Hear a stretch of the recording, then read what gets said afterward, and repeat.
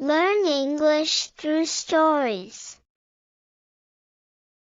The Way of Peace by James Allen. The acquirement of spiritual power. The world is filled with men and women seeking pleasure, excitement, novelty, seeking ever to be moved to laughter or tears, not seeking strength, stability, and power, but courting weakness, and eagerly engaged in dispersing what power they have. Men and women of real power and influence are few, because few are prepared to make the sacrifice necessary to the acquirement of power, and fewer still are ready to patiently build up character. To be swayed by your fluctuating thoughts and impulses is to be weak and powerless. To rightly control and direct those forces is to be strong and powerful. Men of strong animal passions have much of the ferocity of the beast, but this is not power.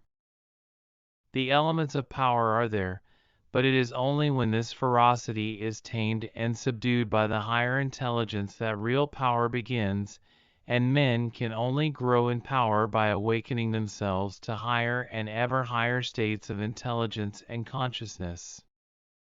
The difference between a man of weakness and one of power lies not in the strength of the personal will, for the stubborn man is usually weak and foolish, but in that focus of consciousness which represents their states of knowledge.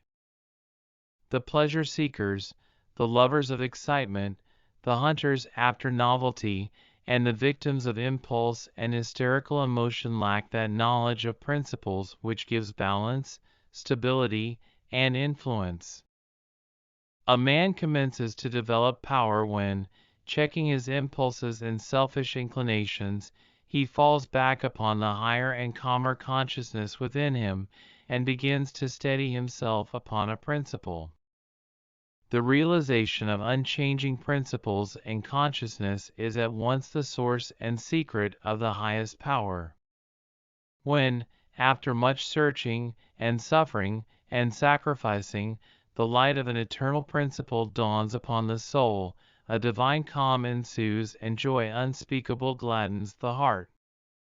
He who has realized such a principle ceases to wander, and remains poised and self-possessed. He ceases to be passion's slave, and becomes a master builder in the temple of destiny. The man that is governed by self, and not by a principle, changes his front when his selfish comforts are threatened. Deeply intent upon defending and guarding his own interests, he regards all means as lawful that will subserve that end. He is continually scheming as to how he may protect himself against his enemies, being too self-centered to perceive that he is his own enemy. Such a man's work crumbles away, for it is divorced from truth and power.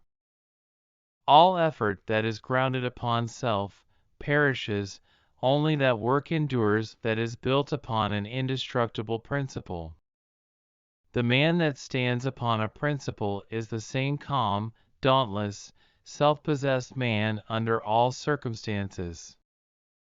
When the hour of trial comes, and he has to decide between his personal comforts and truth, he gives up his comforts and remains firm. Even the prospect of torture and death cannot alter or deter him. The man of self regards the loss of his wealth, his comforts, or his life as the greatest calamities which can befall him. The man of principle looks upon these incidents as comparatively insignificant, and not to be weighed with loss of character, loss of truth. To desert truth is, to him, the only happening which can really be called a calamity. It is the hour of crisis which decides who are the minions of darkness, and who the children of light. It is the epoch of threatening disaster, ruin, and persecution which divides the sheep from the goats, and reveals to the reverential gaze of succeeding ages the men and women of power.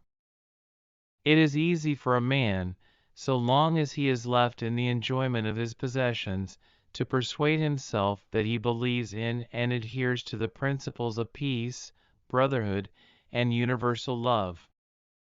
But if, when his enjoyments are threatened, or he imagines they are threatened, he begins to clamor loudly for war, he shows that he believes in and stands upon, not peace, brotherhood, and love, but strife, selfishness, and hatred. He who does not desert his principles when threatened with the loss of every earthly thing, even to the loss of reputation and life, is the man of power, is the man whose every word and work endures, is the man whom the afterworld honors, reveres, and worships. Rather than desert that principle of divine love on which he rested, and in which all his trust was placed, Jesus endured the utmost extremity of agony and deprivation, and today the world prostrates itself at his pierced feet in rapt adoration. There is no way to the acquirement of spiritual power except by that inward illumination and enlightenment which is the realization of spiritual principles, and those principles can only be realized by constant practice and application. Take the principle of divine love, and quietly and diligently meditate upon it with the object of arriving at a thorough understanding of it. Bring its searching light to bear upon all your habits, your actions, your speech and intercourse with others, your every secret thought and desire. As you persevere in this course, the divine love will become more and more perfectly revealed to you, and your own shortcomings will stand out in more and more vivid contrast, spurring you on to renewed endeavor. And having once caught a glimpse of the incomparable majesty of that imperishable principle, you will never again rest in your weakness, your selfishness, your imperfection, but will pursue that love until you have relinquished every discordant element, and have brought yourself into perfect harmony with it. And that state of inward harmony is spiritual power. Take also other spiritual principles, such as purity and compassion, and apply them in the same way, and, so exacting is truth, you will be able to make no stay, no resting place until the inmost garment of your soul is bereft of every stain, and your heart has become incapable of any hard, condemnatory, and pitiless impulse. Only in so far as you understand, realize, and rely upon these principles, will you acquire spiritual power, and that power will be manifested in and through you in the form of increasing dispassion, patience, and equanimity. Dispassion argues superior self-control, sublime patience is the very hallmark of divine knowledge, and to retain an unbroken calm amid all the duties and distractions of life, marks off the man of power. It is easy in the world to live after the world's opinion, it is easy in solitude to live after our own, but the great man is he who in the midst of the crowd keeps with perfect sweetness the independence of solitude. Some mystics hold that perfection in dispassion is the source of that power by which miracles so-called are performed, and truly he who has gained such perfect control of all his interior forces that no shock, however great, can for one moment unbalance him, must be capable of guiding and directing those forces with a master hand. To grow in self-control, in patience, in equanimity, is to grow in strength and power, and you can only thus grow by focusing your consciousness upon a principle. As a child, after making many and vigorous attempts to walk unaided, at last succeeds, after numerous falls, in accomplishing this, so you must enter the way of power by first attempting to stand alone. Break away from the tyranny of custom, tradition, conventionality, and the opinions of others, until you succeed in walking lonely and erect among men.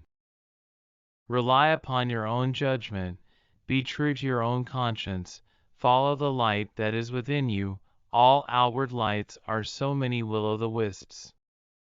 There will be those who will tell you that you are foolish, that your judgment is faulty, that your conscience is all awry, and that the light within you is darkness, but heed them not.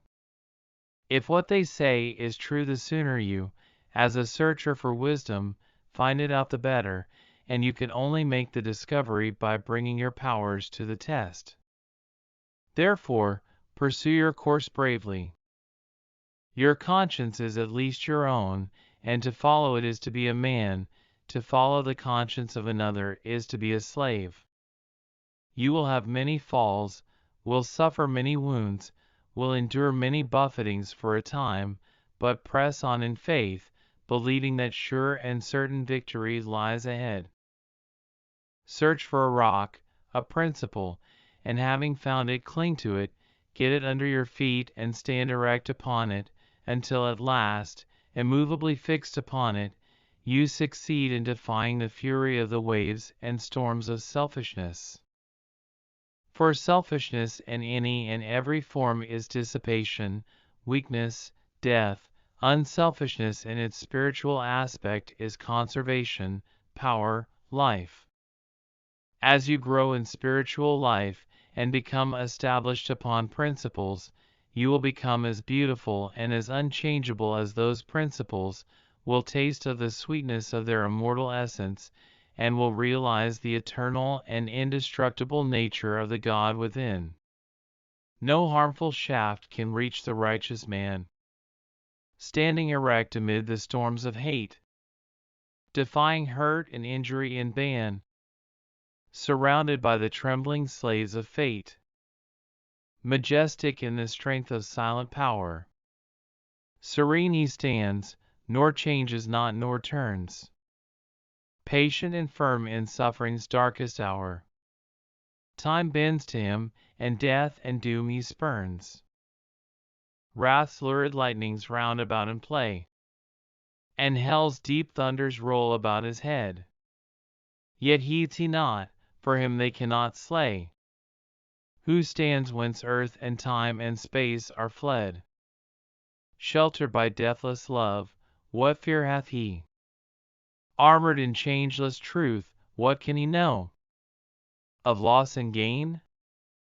Knowing eternity, he moves not whilst the shadows come and go. Call him immortal, call him truth and light, and splendor of prophetic majesty, who bedecketh us amid the powers of night, clothed with the glory of divinity. Vocabulary words. Acquirement, the act of gaining or acquiring something, usually a skill or quality. Novelty, the quality of being new, original, or unusual. Courting, seeking or inviting, in this context, seeking weakness. Swayed, influenced or controlled. Fluctuating, changing or varying, especially in an irregular way. Dauntless, showing fearlessness and determination. Reverential, showing deep respect and admiration. Dissipating, dispersing or scattering.